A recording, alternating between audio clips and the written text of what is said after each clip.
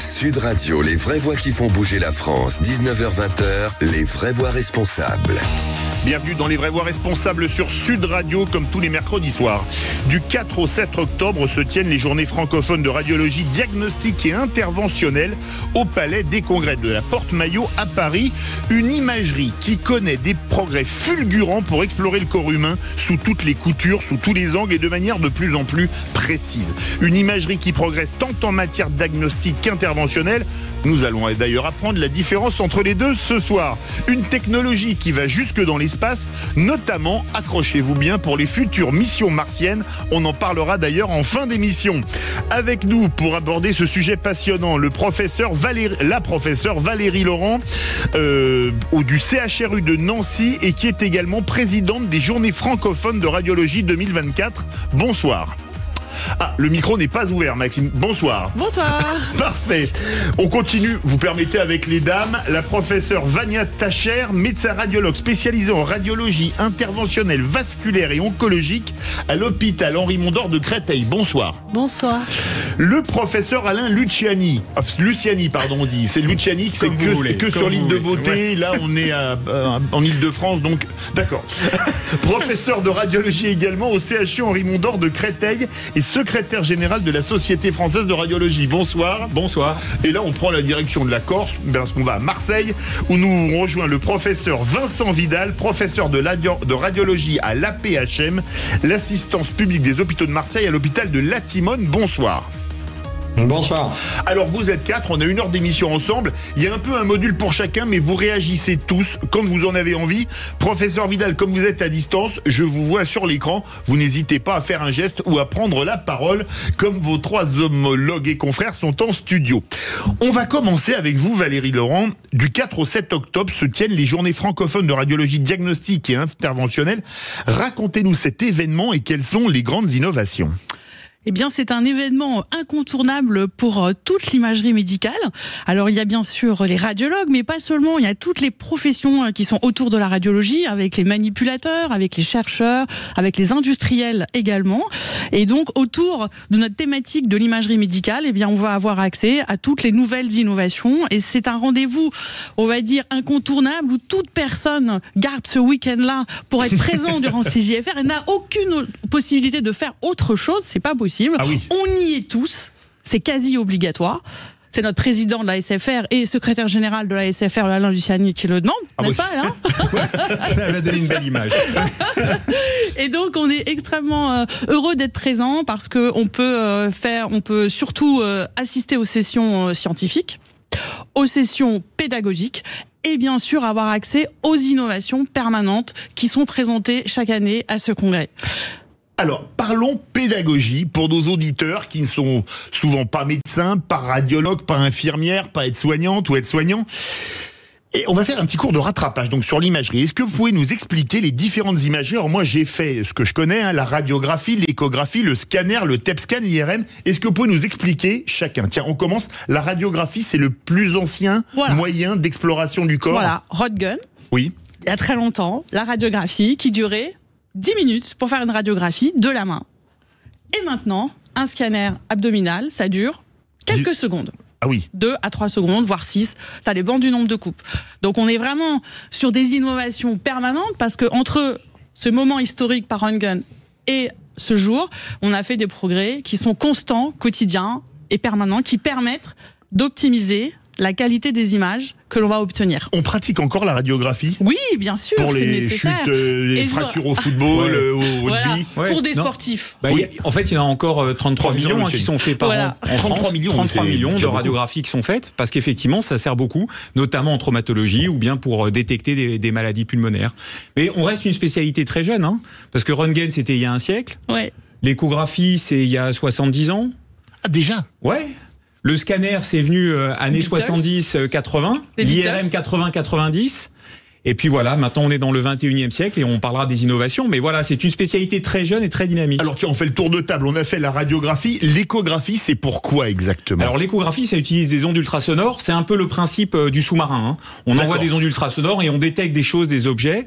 Et ça sert surtout à voir soit des choses qui bougent, notamment les vaisseaux. Quand on regarde si un vaisseau est bouché ou pas, ça c'est typiquement de l'échographie. Ou bien alors échographie cardiaque par exemple. Échographie cardiaque, échographie des vaisseaux, échographie des veines. Quand on a une phlébite, on passe une échographie. Ou bien alors ça va regarder ce qu'on appelle nous dans notre jargon des tissus mous, c'est-à-dire le foie, la rate, les reins. Et puis bien sûr, pour nos patientes, les enfants, les enfants, les échographies fétales, de grossesse. Voilà, et qui ont transformé aussi la façon de prendre en soin les parturientes, comme on dit. Voilà. D'accord, professeur Vania Tacher, le scanner, ça consiste en quoi par rapport aux deux précédents? Chronologiquement, c'est comme ça que ça s'est passé. Hein. Tout à fait. Donc le scanner utilise des rayons X, des photons, et permet de réaliser des images en coupe d'un corps humain. Donc on va le découper en tranches de saucisson pour regarder dans tous les axes, analyser l'intégralité du corps humain, que ce soit du cerveau jusqu'aux orteils. Alors expliquez-nous, c'est quoi la différence entre le scanner et le TEP scan? Alors, le TEP scanner... C'est un TEP scanner, exactement, c'est ça. On ajoute aux imageries de scanner un produit radioactif qui permettrait de rajouter des informations supplémentaires à l'imagerie scanner. Mais c'est le même outil qu'un scanner pour passer un TEP scanner? C'est deux outils différents. Voilà. D'accord. Et c'est les médecins nucléaires qui s'en occupent. C'est pas les radiologues. Vous voulez dire un mot? Oui. Oui, c'est deux spécialités différentes. D'accord, ok. Et on va donner la parole au professeur Vidal à Marseille. L'IRM, c'est quoi la différence? C'est le plus récent, c'est années 90, c'est ça? Par rapport à, on remonte à Röntgen, donc il y a un siècle. Oui, alors c'est plus récent, puis ça permet donc de visualiser, pareil, comme le scanner en coupe, mais en s'affranchissant des rayons X, c'est-à-dire qu'il n'y a plus d'irradiation. Alors c'est un phénomène compliqué, on analyse le spin des protons, peu importe, mais ça va donner des informations encore supplémentaires, notamment sur le cerveau, sur certains organes, et donc on va pouvoir être extrêmement précis. Il faut bien... Pardon. Oui, professeur Vidal. Dire que l'étape un peu supplémentaire de toutes ces manœuvres diagnostiques, c'est donc la radiologie interventionnelle qui permet d'accéder aux organes profonds sous contrôle de ces différentes imageries, sous contrôle du scan, des ultrasons, de l'IRM. On peut accéder aux organes pour aller faire des biopsies, des drainages ou naviguer dans les vaisseaux sanguins pour aller les obturer en cas d'hémorragie ou les déboucher quand c'est bouché, notamment dans les organes à cause de l'athérome. Alors, professeur Valérie Laurent, est-ce que j'ai oublié quelque chose dans toutes les imageries médicales? Je crois qu'il faut bien préciser à tous les auditeurs que l'IRM, c'est un gros aimant. Oui, alors déjà, quand on en passe un, on met un casque et ça fait un bruit, mais pas possible. Alors, c'est pas tout à fait l'aimant qui fait le bruit, c'est l'utiliser comme vous le faites des ondes de radiofréquence. C'est la même chose, c'est le même principe. Et donc, les patients sont dans un gros aimant. Et donc, il y a certaines contre-indications à respecter. Et ensuite, on va faire... Allez-y. Des choses qui vont faire des séquences pour voir les organes. Et pour ça, on va utiliser des ondes de radiofréquence. Et ça va faire du bruit. Et il faut donc que chaque personne qui va passer une IRM soit conscient que les séquences sont très bruyantes. Certains patients nous demandent de mettre moins fort. Et on peut pas. Oui, c'est pas comme la radio. C'est ça. Vous, quand on veut pas vous écouter, on éteint. Là, nous, on est obligé. Et donc, ça fait des bruits très spécifiques pour chaque séquence, ce qui peut déstabiliser les patients. Et ils sont dans un tunnel qui peut faire 60 à 70 cm et entraîner parfois une certaine compression. Ils se sentent un peu oppressés. Voilà. N'écoutez surtout pas le professeur Valérie Laurent. Il ne faut pas couper Sud Radio. Il faut continuer à écouter cette émission avec nos invités passionnants sur la radiologie. On se retrouve dans quelques instants. On va parler justement des nouveautés pour explorer l'abdomen, les cancers, etc. Restez bien avec nous sur Sud Radio. Sud Radio, les vraies voix qui font bouger la France, 19h-20h, les vraies voix responsables. Émission exceptionnelle, puisqu'il y aura du 4 au 7 octobre les journées francophones de radiologie diagnostique et interventionnelle. On a avec nous les professeurs Valérie Laurent, Alain Luciani, Vania Tacher et Vincent Vidal. Alors, on va parler notamment des innovations en termes de cancer digestif. Il paraît qu'il y a de grosses innovations, professeur Valérie Laurent. Eh bien, les innovations, on l'a dit, elles sont constantes, mais elles sont surtout sur le scanner, bien évidemment.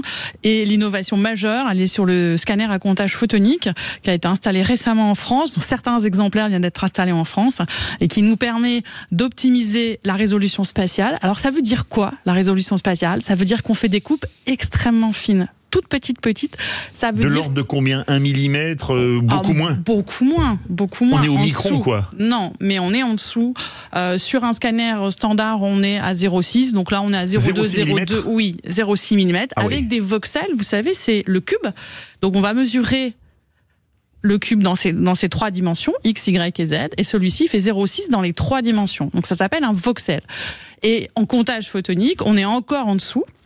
Et donc on va pouvoir optimiser la visualisation des images qui sont anormales. Et pour le cancer, c'est très important, parce qu'il va falloir qu'on localise la tumeur, pas seulement la localiser, mais voir si elle s'étend aux organes de voisinage, et donc décider de la stratégie thérapeutique uniquement sur nos images. La qualité de nos images, elle est donc capitale pour la stratégie.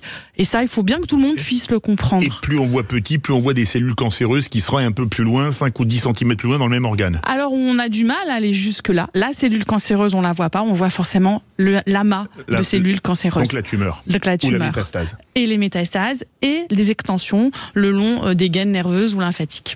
Alors, il y a quelques années, professeur Luciani, j'avais lu un dossier qui m'avait beaucoup touché sur le cancer du pancréas, qui est un des plus létaux et un de ceux malheureusement qui augmente le plus, qui disait que les premiers symptômes arrivaient au bout de 4 ans après le départ, on va dire ça comme ça, de la tumeur. Aujourd'hui, vous avez l'imagerie d'opportunité, vous travaillez dessus. Est-ce que par exemple, avec les nouvelles méthodes, on peut arriver à détecter des tumeurs très petites, très tôt, et donc plus facilement curables? Ouais, c'est un sujet qui est très difficile. Effectivement, le cancer du pancréas, c'est une tumeur très sournoise, parce qu'elle se développe dans un endroit qui ne fait pas mal. Il y a des tumeurs, quand elles se développent, elles font mal, ou elles donnent des signes. Une tumeur qui va obstruer, par exemple, un conduit du rein, par exemple, ça va donner tout de suite une douleur. Là, c'est pas le cas. Donc effectivement, pendant très longtemps, on a travaillé en radiologie. D'ailleurs, on est connu pour ça. C'est le diagnostic. C'est-à-dire qu'il y a une anomalie, on est capable de la détecter, et puis ensuite de la caractériser, c'est-à-dire de dire voilà, ça c'est plutôt une tumeur, et j'arrive à le faire. Et puis là, maintenant, on change d'échelle, notamment grâce aux innovations technologiques dont parlait Valérie à l'instant. Et ce changement d'échelle, c'est d'être capable de détecter très tôt des signes qui sont pas encore ceux de la tumeur, mais qui sont prédictifs de l'apparition d'une anomalie. C'est ça qu'on appelle l'imagerie d'opportunité. C'est être capable, sur un examen qui est fait pour une autre raison, d'être capable de détecter des choses qui vont avoir un impact chez le patient. Alors, vous avez parlé du cancer, mais il n'y a pas que ça. Et en particulier, vous savez, on se rend compte qu'aujourd'hui, il y a un certain nombre de conditions, on va dire, qui sont pas assez bien diagnostiquées en France. Par exemple, la dénutrition, l'ostéoporose, notamment chez les sujets âgés. On considère qu'il y a à peu près 40% des sujets âgés, que ce soit des hommes ou des femmes, qui ont un sous-diagnostic de leur ostéoporose, sous-diagnostic d'une masse musculaire trop faible, c'est-à-dire d'une malnutrition, y compris chez des gens qui sont en surpoids. D'accord. Et le scanner est un outil qui permet d'identifier ce facteur de risque et de dire attention, là il va peut-être falloir corriger des choses. Donc vous voyez, l'imagerie d'opportunité qui est encore à la phase d'innovation et de recherche, je veux être bien clair vis-à-vis des auditeurs, on n'est pas à le faire encore chez tous les malades, c'est encore dans des protocoles, on va dire, de recherche, mais c'est de dire, je fais un scanner pour une appendicite, et je suis capable de vous dire, j'ai pas trouvé autre chose de mauvais pronostic, et en plus, attention, vous avez un peu trop de graisse, attention, votre masse musculaire, elle est de temps, et attention, vous avez peut-être un risque fracturaire, c'est le moment de changer de régime. Alors, une chose, est-ce qu'on détecte d'autres pathologies, comme par exemple les pancréatites, les maladies de Crohn, etc., grâce à l'imagerie médicale? Ah oui, bien sûr. Avec l'échographie, on peut commencer, c'est une première étape, mais surtout le scanner, et on va préciser ensuite par l'IRM. Et donc l'imagerie abdominale, finalement... donc c'est complémentaire, le scanner et l'IRM. Ah oui, bien sûr. Ouais. Ce n'est pas l'un qui est meilleur que l'autre. C'est chaque technique qui apporte des éléments extrêmement importants et que nous, on va analyser en complémentarité. Et chaque examen nous sert et va nous aider à caractériser ou à analyser l'extension des lésions. Donc c'est vraiment très important et il faut très bien maîtriser les 3 techniques parce que chacune apporte des éléments déterminants. Chacune apporte des éléments déterminants? Ouais, et par exemple, si je prends l'exemple que le professeur Laurent connaît très bien, qui est on va appeler ça la maladie du Coca-Cola, hein, c'est-à-dire la graisse dans le foie. Oui, la cirrhose NASH. La stéatose et la NASH, voilà, c'est typiquement un enjeu d'avoir effectivement plusieurs examens. Il y a l'échographie qui va être capable de détecter en premier. d'apprécier aussi si le foie est très dur. Et puis après, il y a le scanner et l'IRM pour être capable de mieux préciser les choses, de quantifier la charge en graisse et d'être capable de suivre ensuite les nouveaux traitements qu'on a pour faire régresser cette fameuse NASH. Je crois que vous avez dodeliné, professeur Tacher. Vous vouliez réagir dessus ? Non ? T'étais tout à fait d'accord. Non, parce que je vous ai vu. Vous voulez réagir, professeur Vidal ? Parce qu'il m'a semblé pouvoir réagir. Vous voulez réagir, professeur Vidal ? Non, bien sûr. Moi, je dirais, ce qui est important, c'est que toutes ces avancées sont très importantes pour l'imagerie diagnostique, mais aussi pour la radiologie interventionnelle, parce que tous les efforts faits en diagnostic permettent d'améliorer tous les gestes qu'on fait en radiologie interventionnelle, qui deviennent de plus en plus importants et colossaux. Et pour compléter ce qui a été dit, les efforts faits en scanner permettent de mieux en mieux de voir l'intérieur des vaisseaux. C'est-à-dire que le cancer, c'est un énorme sujet, le sujet des GFR, mais aussi toutes les pathologies cardiovasculaires. Grâce au scanner au comptage photonique, on arrive à voir très très précisément et très loin tous les vaisseaux, et sachant que toutes les maladies, la maladie cardiovasculaire, c'est la première cause de mortalité en France, devant les cancers d'ailleurs, et devant les cancers. Alors, une question, quelle est la différence entre l'imagerie interventionnelle et l'imagerie diagnostique, pour expliquer à nos auditeurs? Alors, peut-être que le professeur Vidal va prendre On donne la parole aux Marseillais. Avec grand plaisir. Donc vous avez vu tous les bénéfices que peuvent apporter le diagnostic. Et en fait, il a été développé par les radiologues depuis une 50aine d'années environ, des techniques qui sont guidées par l'imagerie. Quand on fait une endoscopie, on regarde à l'intérieur du corps, on est guidé par la fibre optique. En fait, on voit ce qui se passe. Nous, on va manipuler des outils à l'intérieur du corps, mais sous le contrôle de l'imagerie, donc sous le contrôle des rayons X, de la radio, des ultrasons ou de l'IRM. Ça va nous permettre de naviguer dans tous les tuyaux qu'il y a dans le corps. Et il y en a beaucoup. Alors, il y a les vaisseaux sanguins, bien sûr, mais il y a aussi les voies urinaires, les voies digestives. Et on va pouvoir amener des cathéters, des petits tuyaux, où on veut dans le corps. Donc, par exemple, pour rejoindre ce qui a été dit auparavant, on va pouvoir rentrer dans une artère de la cuisse et aller dans le foie. Ah oui. Et avec un petit cathéter dans le foie, on va pouvoir déposer de la chimiothérapie et des petites billes qui vont en fait boucher les vaisseaux qui nourrissent la tumeur. Donc c'est un traitement mini-invasif qui va se faire sous anesthésie locale, avec très peu d'hospitalisation, et qui va permettre d'avoir des débouchés très importants. C'est incroyable ça. On met quoi, des billes, une caméra dans une artère au niveau de la cuisse pour aller dans le foie. C'est ça, professeur Laurent ? Alors moi j'en fais pas, mais Vania Tacher et Vincent Vidal le font, donc ils vous diront mieux que moi. Tout le monde le fait pas en fait chez les radiologues. Voilà. Certains ne font que du diagnostic et des biopsies, c'est-à-dire ils vont aller chercher des petits bouts de lésions qui sont anormales. On appelle ça une biopsie. À travers la peau, soit dans le foie, soit ailleurs, dans le poumon, là où il y a une lésion qui est anormale, pour connaître sa nature. Et puis il y a les radiologues interventionnels comme Vania Tacher et Vincent Vidal qui eux vont faire des gestes plus compliqués. On va en parler dans quelques instants de la radiographie interventionnelle, la radiologie interventionnelle. Une question, est-ce que l'IA permet de grands progrès en général ? Ouais, l'IA évidemment est arrivé dans le domaine de la radiologie. En général, la radiologie, on est toujours ce qu'on appelle des adopteurs précoces. Dès qu'il y a une nouvelle technologie, en général, il y a une grande appétence. Ouais, il y a une grande appétence pour les développer, exactement, et pour en trouver aussi parfois les limites. Donc, ça a été adopté très vite. D'abord, l'IA, elle est embarquée maintenant dans tous les systèmes d'imagerie qui sortent, en termes de, notamment, amélioration de la qualité d'image. Parce qu'en fait, avant de produire l'image, il faut faire une image de bonne qualité. Et en fait, tous les logiciels d'intelligence artificielle qui marchent le mieux sont ceux qui ont permis d'abord d'améliorer la qualité image, avec un bénéfice direct pour nos patients qui nous écoutent, c'est de réduire la dose de rayons X, par exemple, qu'on délivre, parce qu'on est capable de faire une image un peu dégradée avec moins de dose de rayons X, et puis on l'améliore avec l'IA. Ça, c'est le premier bénéfice. Le deuxième, c'est un appui pour le diagnostic, c'est-à-dire que, par exemple, au CHU Henri Mondor, il y a des logiciels qui sont déjà branchés en permanence, qui vont préanalyser les radios et qui vont surtout nous dire à nous, quand on est par exemple de garde le soir, attention, on commence par regarder ces 3 radios, parce que moi j'ai l'impression, c'est le logiciel qui dit que là il y a quelque chose de douteux ou qu'il y a quelque chose d'anormal. Et puis il laisse pour la fin, quand moi j'ai rien détecté, parce que globalement, il y a peu de chances que tu détectes aussi des choses. Et là, on gagne du temps, et on espère comme ça, en tout cas au CHU Henri Mondor, réduire aussi le temps d'attente aux urgences. On sait que c'est quelque chose que tous nos concitoyens attendent. Ça, c'est clair, tel qu'elle le dire. Dans quelques instants, on va parler justement de la radiologie interventionnelle vasculaire et oncologique, parce que ça marche au niveau des vaisseaux. Restez bien avec nous sur Sud Radio.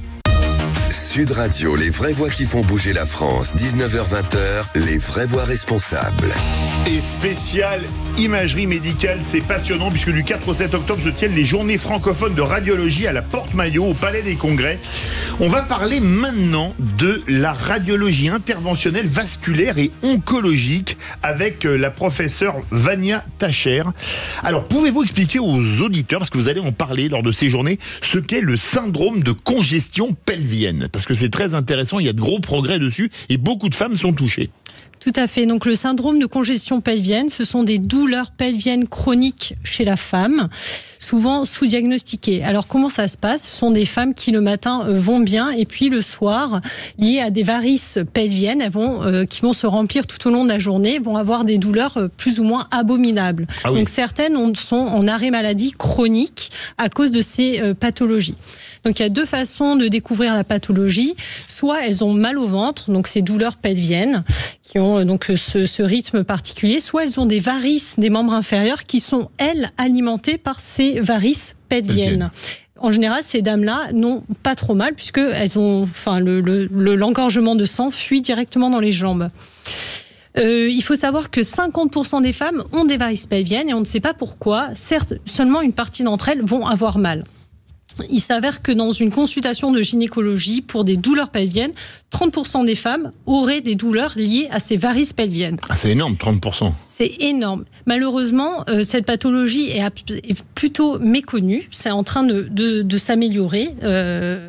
Et ces patientes ont tendance à errer très longtemps avec ce diagnostic avant qu'il soit posé. C'est dommage parce qu'une fois que le diagnostic est posé, on peut proposer un traitement. Et donc le traitement est proposé en radiologie interventionnelle. Comment ça se passe? Donc une fois que le diagnostic est posé, on propose sous sédation à la dame de les traiter par une embolisation. Alors qu'est-ce que c'est une embolisation? On bouche les vaisseaux. On utilise plutôt de la superglue. Alors aujourd'hui, j'utilise de la superglue biologique et je les colle. Et ça marche absolument, vraiment très très bien. Alors, ce qui est incroyable, vous travaillez sur l'imagerie multimodale, la fusion d'images, la robotique et l'assistance GPS. Alors là, on se croit dans sa voiture à mettre hôpital Henri Mondor Créteil pour aller passer une radio ou une échographie. Comment ça marche tout ça? L'imagerie multimodale, la fusion d'images, la robotique et l'assistance GPS. Alors, il faut savoir que le radiologue a un arsenal thérapeutique absolument fantastique que vous venez de citer. Et on est passionné par comment traiter de façon mini-invasive toutes ces pathologies. Donc le cancer, les pathologies vasculaires. Et comme l'a dit le professeur Vincent Vidal, soit on peut décider de planter une aiguille sous scanner dans un cancer et brûler le cancer. Soit on veut traiter un cancer en lui mettant de la chimiothérapie directement dans le cancer par les vaisseaux. Donc on navigue dans les artères et hop, on met de la chimiothérapie. Donc le radiologue interventionnel va utiliser la modalité d'imagerie adaptée. Donc le robot s'il faut, la fusion d'images, l'IRM, peu importe ce qu'il faut faire son intervention. D'accord. Mais le GPS, l'assistance GPS, ça sert en quoi? Parce que je dis, moi j'ai lu GPS, pour moi c'est ce qui sert à rouler en voiture, à guider les missiles. Désolé. Alors c'est une très bonne question. C'est rare que j'en ai une, merci de le signaler. Alors, pour faire des trajectoires, donc on a besoin de faire une trajectoire, soit elle est directe en plantant en gros une aiguille pour aller brûler, prendre un prélèvement, faire une biopsie, soit on doit naviguer dans les vaisseaux, donc on utilise des tout petits tuyaux, et grâce aux imageries scanner en particulier ou de type scanner, on peut faire une cartographie 3D, donc on a vraiment une carte qui nous permet de naviguer dans les vaisseaux d'un patient pour aller à une tumeur, aller à un saignement, pour aller le traiter. Alors justement, dans quel domaine utilise-t-on la radiologie interventionnelle? Dans le domaine vasculaire, vous l'avez rappelé, c'est la première cause de mortalité en France, les maladies cardiovasculaires devant les cancers.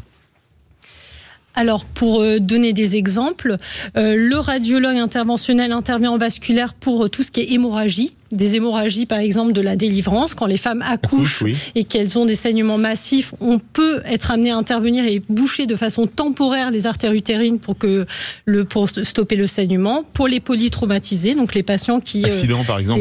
Qui ont des graves accidents, qui ont des hémorragies internes, on n'a plus besoin d'ouvrir pour calmer le saignement, mais sous anesthésie locale, hop, on va passer par l'aine, par exemple, par le bras pour aller dans l'artère qui saigne. et boucher ces saignements. C'est absolument fabuleux. Hein. Vous tous, vous travaillez comme ça ou vous faites pas de... Et ça prend tellement d'importance que... Non, mais ça prend tellement d'importance que dans beaucoup de centres, hein, qu'ils soient privés d'ailleurs ou publics, se développent vraiment des centres de radiologie interventionnelle. Si je prends l'exemple de Mont-d'Or, on va construire un centre interventionnel avec 14 salles interventionnelles l'année prochaine. Et beaucoup d'endroits considèrent maintenant que la radiologie interventionnelle, c'est vraiment une innovation qui bénéficie à tous les patients. Et vous l'avez dit, dans plein de circonstances différentes, que ce soit le cardiovasculaire, l'oncologie, la neurologie aussi, toute l'imagerie neuroradiologique, thérapeutique, quand on les AVC, enlever un caillot alors même qu'il vient juste de créer un AVC, ça a transformé la prise en soin de ces patients. Notamment, oui, pour les AVC, on en a souvent la parlé. Thrombectomie, ouais. Est-ce qu'on peut faire de la prévention dans ce domaine, professeur Valérie Laurent? Alors, dans le domaine de l'AVC? Oui, de tout ça, oui, absolument. Le rôle du radiologue, il est bien sûr de faire de la prévention, mais surtout du dépistage, et on a un rôle... C'est ça, prévention, dépistage, majeur, en fait. Hein. Dépistage, ça veut dire qu'on va aller essayer de mettre en évidence une lésion alors qu'elle est toute petite et qu'elle n'a aucun symptôme. Et donc, évidemment, vous savez que le dépistage du cancer du sein, on fête sa 20e année. Oui, ça va être Octobre Rose dans quelques jours. Voilà, et ça fait 20 ans que le dépistage existe. Et puis en ce moment, avec l'INTA, il y a une discussion et un appel à projet pour le dépistage du cancer pulmonaire chez la femme. D'accord. Et il y a une étude qui sort surtout, enfin qui est en cours en tous les cas chez la femme, qui s'appelle Cascade. Voilà, et le projet de recherche, il sera chez tout le monde. Chez tout le monde, et il s'appelle. Voilà. Et on en avait parlé dans les Vraies Voix responsables d'ailleurs de l'étude Cascade il y a quelques mois. Voilà.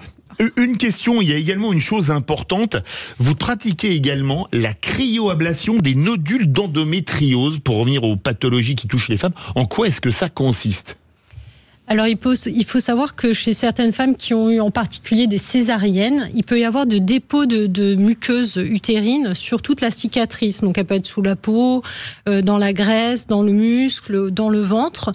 Et que ces dépôts, donc cette endométriose qui n'est pas, cet amas de cellules qui n'est pas à sa bonne place, peut être douloureux. C'est-à-dire, à chaque cycle, la femme va avoir des douleurs musculaires plus ou moins fortes.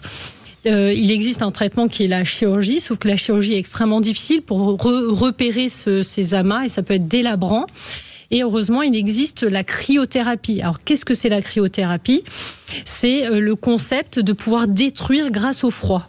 D'accord. Donc on fait des petits glaçons des petits glaçons sur ces cellules, ces amas de cellules qu'on arrive à très bien repérer en imagerie. Ça peut être à l'écho, au scanner, à l'IRM. On prend ce qu'il faut pour bien les voir. On met une aiguille, on fait un joli petit glaçon, on brûle ces cellules et ça fonctionne très bien avec une très faible morbidité. C'est-à-dire que les dames sont très vite soulagées. Il n'y a pas de cicatrice. C'est totalement impressionnant. Dans quelques instants, on va parler de l'embolisation équitable, parce que vous faites vraiment de très belles choses, vous les radiologues, notamment le professeur Vidal qu'on va rejoindre dans quelques instants. Et également, alors là, c'est le diagnostic radio dans l'espace pour les futures missions martiennes. C'est absolument génial. Restez bien avec nous dans les Vraies Voix responsables de Sud Radio. Sud Radio, les vraies voix qui font bouger la France, 19h-20h, les vraies voix responsables. Retour des vraies voix responsables avec cette spéciale imagerie médicale avec les professeurs Valérie Laurent, Alain Luciani, Vania Tacher et Vincent Vidal. Alors Vincent Vidal, vous êtes radiologue, professeur en radiologie à l'hôpital de la Timone de Marseille et vous avez créé quelque chose de génial, l'embolisation équitable. Ça s'appelle Ferrambo, expliquez-nous. Il faut bien savoir que les techniques d'embolisation qu'on a en France, qui sont des techniques qui sont Alors, en quoi ça consiste l'embolisation ? Expliquez-nous avec des mots simples pour nos auditeurs. Très facilement, avec un petit tuyau de 1 mm de diamètre, on rentre dans l'artère fémorale, dans le pli de l'aine, sous anesthésie locale. Et avec ce petit tuyau, on peut aller n'importe où, dans le foie, dans l'utérus par exemple, quand il y a une hémorragie au moment de l'accouchement. Et dans ce petit tuyau, dans l'artère de l'utérus, on va aller déposer, comme l'a dit tout à l'heure Vania, une colle, un produit. C'est un geste qui est assez simple et qui peut se faire normalement dans tous les pays. Il faut bien savoir qu'il y a plus de 100 000 femmes qui meurent par an chaque année d'hémorragie de la délivrance. Oh là là, ouais. 99% de ces femmes meurent dans les pays émergents. Et dans ces pays émergents, on va prendre un exemple, le Cameroun, là où on travaille beaucoup, il y a des radiologues interventionnels en formation.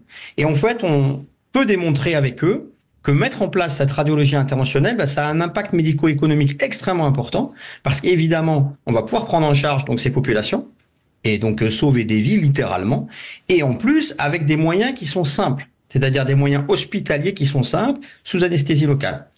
Il y a une problématique supplémentaire, c'est que évidemment les produits fournis par les industriels ne sont pas toujours acheminés dans ces pays ou ne peuvent pas être achetés. Donc dans nos laboratoires, dans nos laboratoires de recherche, on a mis en place une méthode, on va dire, très peu onéreuse à base de fils de suture. Pour remplacer les cols, donc. Pour remplacer, voilà, ces cols. Et bon, c'est un plan B. L'objectif, c'est pas d'emboliser avec du fil de suture, mais ça permet de démontrer qu'on peut le faire. Et puis, ça permet de développer la radiologie interventionnelle dans ces pays, justement, pour faire toutes ces procédures. Alors, vous aviez commencé à essayer avec du coton avant d'en arriver au fil de suture. Qu'est-ce qui a posé problème avec le coton, qui est un produit qu'on trouve notamment assez facilement un peu partout? Le problème du coton, c'est vrai que ça marche très bien, mais c'est en fait assez inflammatoire. Et en fait, ça reviendrait à dire, c'est un petit peu le même principe que quand on laisse, malencontreusement, on laisse une compresse après une chirurgie, en fait, et ça va créer de l'inflammation, le corps va se défendre dessus, alors qu'évidemment, le fil de suture, il en est inséré des millions chaque année. Là, sur le plateau, on a tous plus ou moins un peu du fil de suture dans notre corps déjà. Donc, moi, j'en ai en tout cas. Quand on a une appendicite, par exemple. Voilà. Donc, on sait que c'est un matériel qui est très facile, disponible partout et qui est extrêmement bien toléré. Il n'y a pas de sujet. Donc évidemment, l'objectif, c'est de faire des actes de très bonne qualité. Alors, belle chose pour les pays émergents. Alors maintenant, on va partir très loin pour l'espace. Alors, vous avez développé des solutions à des problèmes divers et très variés. Vous avez développé avec la Société française de radiologie une sorte de kit de secours pour les futurs voyageurs vers Mars. Expliquez-nous. Alors très simplement, en fait, il faut bien comprendre que tout ce qui est spatial autour de la Terre pose peu de problèmes médicaux parce que les astronautes, évidemment, sont en très bonne santé et que même sur la station spatiale internationale, s'il y a vraiment une urgence, au bout de 24 heures, ils sont sur Terre. Quand on part dans des missions interplanétaires lointaines comme Mars, il faut bien comprendre que la communication, c'est 40 minutes. Donc quand un astronaute dit ça va pas, on l'entend 40 minutes plus tard, on lui dit mais qu'est-ce qu'il y a? Donc on ne peut pas, il n'y a plus aucune interaction, donc ils sont donc il y a déjà 1h20 entre l'alerte et la réponse. Ça fait quand même un certain temps, quoi. Donc il faut qu'il soit autonome. Donc on va prendre un exemple simple, la colique néphrétique. Si vous faites une colique néphrétique, qui est une pathologie plus fréquente chez les astronautes à cause de la microgravité, si vous faites une colique néphrétique sur Mars, si vous avez de la chance avec les anti-inflammatoires, vous allez extraire le calcul tout simplement en l'urinant. Mais s'il reste bloqué et que vous faites une infection, vous risquez de faire une septicémie et de mourir. Et c'est un risque vraiment réel. Très simplement, en radiologie interventionnelle, sous contrôle de l'échographie, on va pouvoir mettre une aiguille dans le rein et un petit tuyau et drainer les urines. Et en drainant les urines, en fait, l'astronaute va être sauvé. Donc on a démontré que ces gestes-là, on pouvait les faire, et surtout on pouvait les faire aux astronautes eux-mêmes avec certaines procédures et avec un kit très spécifique, une boîte à outils en fait très spécifique dédiée pour eux. Voilà. J'irais plutôt une trousse de secours qu'une boîte à outils. Vous voulez réagir, professeur Valérie Laurent? Eh bien oui, parce qu'en fait, ce qu'on voit, c'est que ce que met en place Vincent Vidal, c'est apprendre aux astronautes et ils vont s'entraîner. Et donc, ils vont utiliser des mannequins, j'imagine, Vincent, c'est comme ça que ça se passe, pour s'entraîner jusqu'à pouvoir être autonome. Eh bien, nous aussi, évidemment, au JFR, donc aux Journées francophones de radiologie, on va avoir un espace simulation. Espace? Oui. Génial. Un espace simulation au village de radiologie interventionnelle, mais également dans d'autres espaces, de façon à permettre aux jeunes apprenants de commencer à apprendre, mais sur des mannequins ou des situations avec des gens qui ne sont pas des vrais patients, pour en fait ensuite pouvoir être à l'aise lorsqu'ils se retrouveront confrontés à la vie réelle. Voilà. C'est fou. Professeur Luciani veut réagir. Ouais, non, parce que le professeur Vidal est très modeste. Il a l'air de dire que tout est archi simple, mais c'est 4 ans de travail, la trousse interventionnelle. Oui, c'est déjà un certain temps. Ouais, on avait commencé un partenariat Société française de radiologie avec le CNES. Je remercie beaucoup Lionel Suchet qui avait signé ce partenariat en 2020, en plein Covid, mais il avait senti que c'était l'aventure qu'il fallait faire. Et on a abouti à cette trousse il y a maintenant 2 ans, Vincent, si je dis pas de bêtises. Et cette année, l'idée, c'est de l'emmener maintenant dans des vols paraboliques et de pouvoir la tester en conditions réelles. Je veux dire, c'est un énorme travail qui est fait par plein d'équipes. Et je voulais saluer quand même ce travail. Vous avez formé les spationautes, professeur Vidal. Comment ça s'est passé et comment vous les formez? Alors c'est le professeur Frandon de Nîmes parce qu'évidemment on est toute une équipe à travailler dessus. Et dans les expérimentations, enfin ce qu'on appelle des astronautes qui sont sur Terre, on le fait pour le moment, et donc ils sont formés exactement comme l'a dit le professeur Laurent, sur des mannequins. Et ils sont filmés pendant qu'ils font leur procédure pour qu'on puisse après leur donner un feedback. On dit voilà, ça tu l'as pas fait comme il faut, tu l'as fait comme il faut, et on se rend compte que avec toutes les aides qu'on peut leur donner, notamment de guidage avec l'échographie, et ben en fait ils peuvent faire des procédures plus ou moins complexes. Et donc c'est vraiment quelque chose qu'on va emmener dans l'espace, en sachant que l'équipage qui est prévu pour partir sur Mars, ils seront 6 ou 7, mais il y aura un médecin. Enfin, si c'est lui qui fait la polype néphrétique, il vaut mieux que ses collègues puissent le traiter. Je crois d'ailleurs que le seul cas où un sous-marin nucléaire lanceur d'engins français a remonté, je crois que c'était sous Pompidou, donc ça date, c'est parce que c'est le chirurgien de bord qui avait fait une crise d'appendicite et qu'on avait dû le débarquer dans un navire de la Royal Navy qui était pas loin pour lui sauver la vie. Il me semble que c'était il y a une 60aine d'années ou pas loin de 60 ans. Justement, quelles sont les différences entre la radiologie sur Terre et dans l'espace, professeur Vidal ? Des choses assez simples finalement qui pourraient nous paraître simples, c'est-à-dire que quand vous drainez des urines par exemple, quand vous êtes sur Terre, au bout du cathéter, l'urine tombe sur la table. Dans l'espace, elle se répand dans la capsule. Ah oui. Et si jamais il y a une goutte d'urine qui part dans un équipement où il y a beaucoup d'électronique, ça risque de créer des courts-circuits. Donc il faut que tout soit, hormis le côté purement technique du geste, il faut que tout soit en circuit fermé. Il faut que tous les instruments qu'on utilise soient fixés sur nos mains pour qu'ils ne volent pas dans l'habitacle. Donc en fait, le geste techniquement, il n'est pas très complexe. Ce qui est complexe, c'est tout l'environnement, et c'est pour ça qu'il a fallu recréer une boîte à outils, alors une trousse de secours, vraiment dédiée à ça. Et puis évidemment, il faut qu'elle soit la plus petite possible, la moins volumineuse possible, parce que c'est très très cher aller sur Mars. Oui. Si on trouve l'or sur Mars, on le ramènera pas. Je vous le dis, ça coûte bien plus cher un gramme d'or à ramener qu'un gramme de quoi que ce soit. Oui, enfin, sauf si vous avez un milliardaire qui est prêt à le payer au prix où on peut l'avoir. Alors dans quelques jours, c'est les journées francophones de radiologie. Quand on entend ça, c'est quand même assez fabuleux. Vous qui en êtes la présidente, Valérie Laurent. Oui, c'est fabuleux. Il y aura 12 000 personnes, à peu près, entre 12 et 13 000 personnes. Visiteurs, donc c'est vraiment un congrès extrêmement important. C'est le deuxième le plus important. Il y a notre congrès mondial, évidemment, à Chicago, et puis le congrès francophone à Paris, dont on est évidemment très très fiers, avec des thématiques donc sur l'imagerie oncologique cette année, et bien sûr sur les ateliers de simulation, et puis je crois sur toutes les nouveautés, les organisations qui nous tiennent à cœur. C'est la téléradiologie, bien sûr, ça peut être la financiarisation, et c'est les nouveaux métiers autour du manipulateur. Donc c'est vraiment comprendre que l'imagerie, c'est toute une chaîne qui fait intervenir non seulement du radiologue qui interprète une image, mais bien évidemment pour que cette image soit la plus optimisée et la plus belle au service du patient et pour son choix thérapeutique. En amont, il y a un très gros travail. Et voilà. Un très gros travail, et ça va être passionnant. On peut dire que vous êtes les astronomes à la conquête spatiale, les astronomes Non, on est beaucoup plus modestes, nous. Non. C'est juste que je crois que c'est un métier qui est passionnant parce que c'est que de l'innovation, et on voit des gens comme Vincent, comme Vania, comme Alain qui ont toujours 1000 idées, et c'est ça qui fait avancer notre spécialité en permanence, et on n'a jamais rien d'acquis. Jamais rien n'est acquis. Et quand on est interne, on commence sa spécialité et on sait jamais. Et on comprend qu'en permanence, il y aura des nouveautés et qu'on n'a rien d'acquis dans notre spécialité. Donc c'est fantastique. Merci beaucoup à vous quatre. Merci professeur Valérie Laurent, présidente des Journées francophones de radiologie 2024 et radiologue à Nancy, la belle ville de la place Stanislas. Professeur Alain Luciani, professeur de radiologie au CHU Henri Mondor. Professeur Vania Tacher, professeur de radiologie à l'hôpital Henri Mondor également. Et merci à vous également, professeur Vincent Vidal, professeur en radiologie à l'hôpital de la Timone à Marseille. Merci beaucoup à vous et merci à Nicolas Merlet pour avoir organisé ce magnifique plateau. Là maintenant, on était à Marseille, ville de football. Il est arrivé avec sa tenue du Napoli, grande ville de football de la Méditerranée aussi. Salut tonton Maurizio. Et moi tu dis pas que je suis professeur, moi. Non, toi t'es professeur S-Football, c'est 2 salles, 2 ambiances.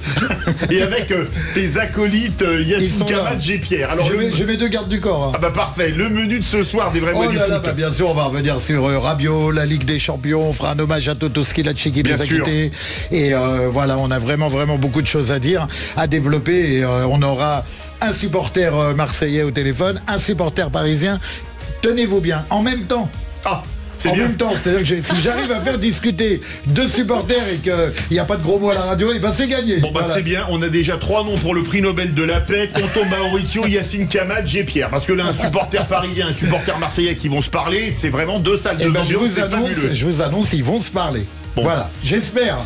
J'espère. J'ai réussi à faire des trucs dans ma vie comme ça, un peu surréalistes. J'ai reçu un truc dans le casque. On te veut t'avoir pour une émission en Italie pour réconcilier la Fiorentina et la Juventus. Ça commence très bien. Merci beaucoup à vous. Tout de suite, Sud Radio à votre service. Et dans quelques instants, les vraies voix du foot.